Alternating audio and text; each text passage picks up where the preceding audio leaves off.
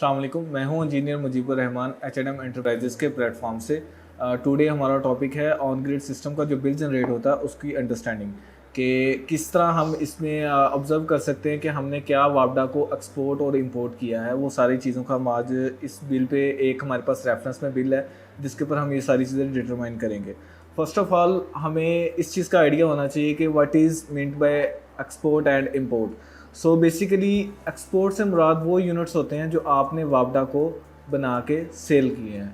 इसमें ये होता है कि आपके लेट्स सपोज आपका घर का लोड चल रहा है 10 किलोवाट और आपने जनरेट किए हैं 12 किलोवाट, तो जो 2 किलोवाट आपके एक्सेसिव यूनिट्स हैं वो आपके वापडा को रिवर्स फीड हो जाएंगे और in the form of export वो कैलकुलेट होंगे। और इसी के रेफरेंस में अगर हम बात करें इंपोर्ट की, तो इंपोर्ट की एग्जांपल में मैं इसी एग्जांपल को दोबारा लूँगा कि लेट्स सपोज आपका लोड चल रहा है 12 किलोवाट और आपने जो जनरेट कर रहे हैं वो कर रहे हैं 10 किलोवाट। तो इसमें जो 2 किलोवाट आप वापडा से ले रहे हैं वो आपका in the form of number of units import में आएगा। हमने रेफरेंस पे जो बिल लिया है हम उसकी कैलकुलेशंस को आज डिस्कस करते हैं कि इसमें नंबर ऑफ़ एक्सपोर्ट क्या है, नंबर ऑफ़ इंपोर्ट क्या है, पी कॉस्ट क्या होते हैं और ऑफ पी कॉस्ट क्या होते हैं। फर्स्ट ऑफ ऑल इसमें जो मेन चीज़ क्लाइंट को नहीं पता होती वो ये होती है कि what is of P cost and P cost. Of P cost आपके वो टाइम होता है जो आपका शाम 6 से 9 बजे के अलावा होता है इन समर, शाम 5 बजे से 9 बजे के अलावा होता है सर्दियों में। इसमें जो आपकी इसके अलावा का टाइम पीरियड होता है उसको आप ऑफ पीक टाइम कहते हैं। अब इसका जो बिल कैलकुलेशन वाला अगर हम टेबल देखें तो इसमें एक्सपोर्ट यूनिट्स इनके लिखे हुए हैं 2372 यूनिट्स इन्होंने एक्सपोर्ट किए हैं, जबकि जो इंपोर्ट किए हैं 1303 यूनिट्स इन्होंने इंपोर्ट किए हैं। ये हैं इनके import units in off peak time, मतलब कि शाम 6 से 9 बजे के अलावा वाले जो यूनिट इन्होंने इंपोर्ट किए हैं वो इनके 1303 यूनिट्स हैं। जबकि इन्होंने जो पीक आवर्स में चलाए हैं जो कि आप कह लें इसको कि 6 से 10 के दरमियान वाले टाइम पीरियड में वो इन्होंने चलाए हैं 342।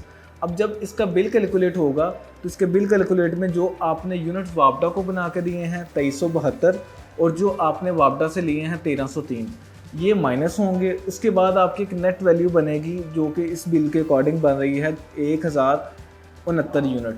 ये आपके नेगेटिव में वापडा के एंड पे आपके यूनिट स्टे किए, जबकि 338 यूनिट जो आपके पीक आवर्स के हैं वो सेम एज इसी तरह ही आपको चार्ज होंगे, क्योंकि वापडा आपको जब भी बिल चार्ज करता है वो आपके ऑफ पीक के यूनिट्स को के अलावा जो पीक आवर्स के यूनिट्स होते हैं उनका बिल चार्ज करता है।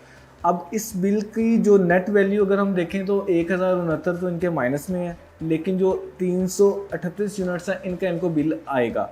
लेकिन अगर ये काउंटर इनका चलता है 3 माह तक का, 3 माह में ये होता है कि 3 माह तक इनके कंटिन्यूसली ये यूनिट माइनस में ही काउंट होते हैं। जैसे ही 4th मंथ आता है इसकी एक कॉमुलेटिव प्राइस बनाती है वापडा अप्रॉक्सीमेटली 90 रुपीज़ के अकॉर्डिंग, जो इसको कन्वर्ट कर देती है PKR में। वो आपके अकाउंट में पैसों की सूरत में ट्रांसफ़र हो जाते हैं।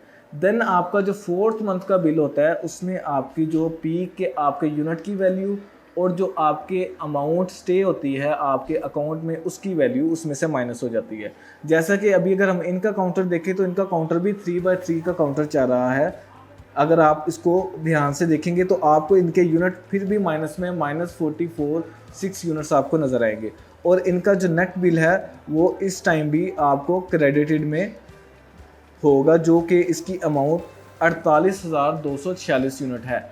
ये अमाउंट जो क्रेडिटेड है ये आपकी तब तक रहेगी जब तक कि आपकी पी की वैल्यू या आपकी एक्सपोर्ट किए जाने वाले यूनिट्स की वैल्यू आपकी इंपोर्ट यूनिट से कम ना हो।